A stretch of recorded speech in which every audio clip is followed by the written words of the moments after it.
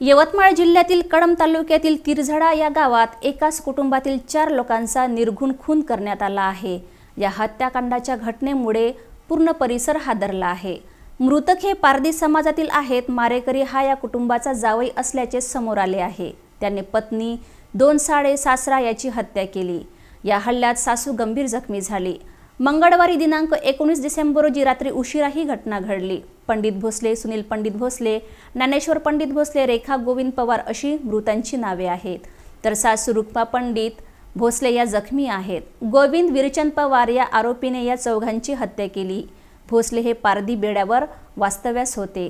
गोविंदला त्याच्या पत्नीच्या चारित्र्यावर संशय होता असे पोलिसांनी प्राथमिक तपासानंतर सांगितले। घटनेचे गांभीर्य पाहता पोलीस अधीक्षक डॉक्टर पवन बनसोड, अपर पोलीस अधीक्षक पीयूष जगताप यांनी घटनास्थळाची पाहणी केली। कळंब पोलीस ठाण्याच्या निरीक्षक दीपमाला भेंडे यांनी या प्रकरणी गुन्हा नोंदविला आहे। काल रात्री कळंब शहरामध्ये ग्राम तिरझडा या गावी 4 लोकांचा हत्याकांड झालेला आहे।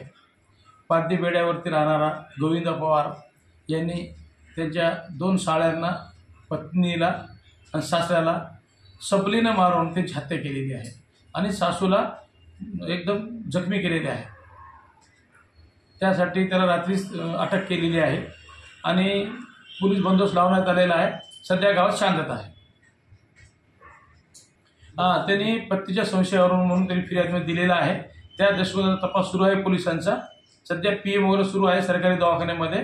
तर फिनोल वगैरे सगळं झाल्यानंतर पुन्हा डिटेलमध्ये सगळं माहिती घेण्यात येईल आणि त्या ठिकाणी बंदोबस्त लावण्यात आलेला आहे। सध्या शांतता आहे।